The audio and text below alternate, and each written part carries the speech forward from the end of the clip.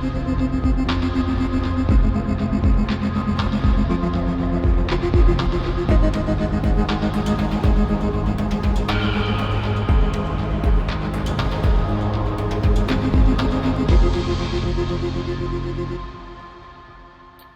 this is Lee Viramondelli, and this is the audio commentary for the Killlock issue 5. So the cover here is the Wraith being overpowered, basically, by the hand of one of the Leviathans. And I thought that would be an interesting cover because we've never really seen the Wraith come into contact with anything that was remotely a physical threat in this series. Another really important thing about this issue, this is 27 pages. This is the longest issue of the whole series. It has no bonus material, no pinups, no profile. I wanted this to feel like a pretty big issue of the series, or the biggest one. So when I got to this issue and I was planning it out, I really wanted the fight scene with the Wraith and the Leviathans to feel big and extended. And I also, kind of later in the game, added this first splash page to reestablish the world that they're on, to kind of give this issue hopefully a big feel. This next page here, when one of the Leviathans is looking over the laborer's torso and he says, "This one's blood looks kind of weird," that's a setup for something that will happen later on in this issue. And then we have the reemergence of the Wraith. I wanted to give him this big hero moment where, he'd been sort of set on fire last time and blasted away. So his cloak is now completely burned off and his cloak is gone for the rest of the series. And I thought it was kind of a nice moment that, he returns to how he really hasn't looked that much since like the first issue, where you really see him like in all his glory. And then I like this notion here too. He almost still gives the Leviathans a choice where he's like, you can still stop doing this, but if you keep going, you're going to die from this.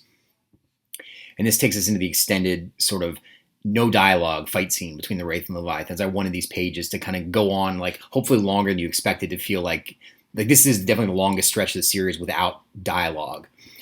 And you notice here from a strategic point of view, the first thing the Wraith really does is he extends on his other arm this sort of spear. So his other arm has those kind of like knives on chains or whatever we'd like to call them. I never figured out a name for them. But his other hand possesses a spear. So it's sort of like, again, going back to the idea that it's just these sort of medieval kind of crude weaponry. The Wraith never uses lasers. But the first thing he does with that is he cuts off the cannon that blasted him in the last issue. So he's taking away something that was potentially a threat immediately. And then you see right after that, he loses that spear. That spear is cut off him. I want to get across one thing in this issue. If we go to the next page, is it's not just that the Wraith is really strong, it's that he can take a lot of punishment. It really takes a lot to damage one of his kind. And I felt like this was satisfying for me just because, the cruelty of what they did to the laborer, it felt good to see the Wraith just really kind of kicking the shit out of these guys for a bit. And now we return to the kid and the artisan facing. I called this character Artisan Black just to differentiate him in the writing. He doesn't really need a name, but just the nature of he's wearing this kind of obsidian paint detailing. So that was my shorthand for him. But I liked this notion that, the artisan for the first time, aside from the Axial, is coming across someone that's his intellectual equal. So the Wraith outside is being tested physically, and he's being tested kind of mentally. At least that's what we think at the beginning here. I was always worried about a bit of this because this is kind of, even though this is the biggest action heavy issue, it also has the most exposition. It reveals a lot about what has been going on behind the scenes of the entire series, and especially introducing a brand new group of 4 other robots and what they have gone through. This next sequence with the Axial returning, it was important to me that we saw her again after the last issue. I felt like she's a really important character for what she's created, and also the guilt that she carries for having been part of making the Killlock. And I like this notion that she can, almost appear like an angelic hologram that on a frequency only the laborer can see and hear, because he's so damaged that this deep space signal wouldn't work on the other robots. It's only him because he's so sort of corroded and rusted away. And I also thought it was kind of neat that it's the two of them sort of bonded again, because they had the longest sort of dialogue together in the last issue. These scenes are always tricky. So this is now Artisan Black explaining what they've gone through, So you see, I want to get across this idea that the Leviathans really sort of bullied him, and they bullied the other class, the mediator class that they're with. And to get across the notion that even though our characters have had it bad, these characters have had it much worse. Traveling with 2 kind of dumb Leviathans is really more of a nightmare than just traveling with a laborer who likes to drink, The design of the Leviathans here too, I wanted it to be, by the time we see them in the present, they're sort of these zombified versions of themselves. So making them look similar but also different is tricky, and also to make sure that you kind of know which is which in the future as well. But I like the notion. I always had this shot early in mind. I always enjoyed of them just on a moon, just sitting apart from each other, and one Leviathan in the back just kind of screaming, just the desperation of that situation of like, this is really the place that our characters could get to, this really dark sort of future. And then we see that they basically do the same thing very intentionally that our characters do later, where they go and they track down the Axial and they go visit her. You can see here that the Axial is wearing white and she's in her bar. So this is earlier. This is on Arrakis. This is her bar on that planet before she leaves. The notion too that her wearing white is that her mood, and sort of once she chooses to start helping these people, she feels more and more guilty, and that's why she starts wearing black. There's a lot of cultures have that notion that you wear dark colors. My grandmother did this when my grandfather died, where she wore black the rest of her life, like every single day for the rest of her life. That was just her way of, acknowledging what she'd lost. And I wanted something like that with the Axial, where it's sort of this metaphor for her mood and her guilt at what she's helped. I always liked, it's a lot of story to get across, but I always liked the notion that, I kind of said this in the commentary for 3, where by the time we even see the Axial, she's lived several sort of huge chapters in her life, and only now are we kind of getting her full story of just what she's been through and what she's done, where all of her kind of guilt and her anger, it sort of makes a lot more sense, hopefully, by this point. We also find out something really huge here, where the reason she left and just stopped helping them and left completely was when she found out that the Forgers started ordering the sentencing of Young, of Unfinished. And that was the line that she couldn't cross anymore. And that's another reason why she's so desperate to save this group, because she feels like now she created her own worst nightmare by putting a kid into this situation. That was the one thing she really wanted to avoid. I like this notion too of this other artisan has armored the Leviathan's core, where over the years they were linked together. They eventually grew to respect his mind. And so he's now the leader of that group, but that was not the case early. But I thought it was interesting to show what another artisan would do in this particular situation, how he would handle it. It's also something that'll be real a lot more as the series goes, but this artisan, it's interesting too that he armored the Leviathans and they've been heavily zombified, but he left himself untouched, aside from he gave himself new paint detailing as a cosmetic thing, but he chose not to enhance himself in any way. I wanted to get across this guy is actually quite comfortable and he likes looking like an artisan. He views it kind of like this thing of pride. And I like the disturbing notion that, this is a big, his big plan to help his crew escape is to, one of their, members was really sort of freaking out and about to commit suicide. And so he took his processor out, basically took his brain out and stored it in his own head. So that's a huge, key thing that will go forward in this issue. And then the kind of creepy notion that he uses the body as a lamp above him. I like that notion. That's why if you look at the last issue, there's a Killlock symbol on the lamp hanging above him. This is a moment I added late in the game, but I enjoyed of the Wraith always has this kind of his sense of humor is very it's like he just says very, very matter-of-fact things, but I like this moment where, he talks trash back to one of his Leviathans after kind of caving half of his head in. This next page is, the Wraith taking a lot of damage, and the notion that, like I was saying earlier, it's they really can take a lot of punishment, but you can actually see for the first time he is taking visible damage. His eyepiece or his eyes begin to crack here a bit.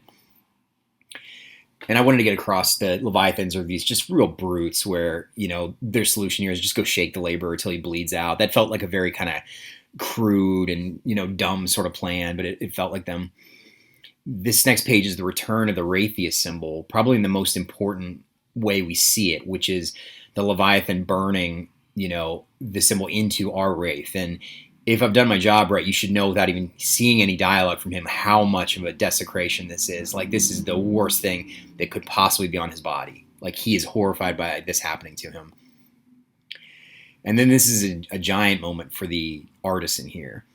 I was trying to get across this notion that, for the beginning of this issue, our artisan is just being kind of talked at by the other one.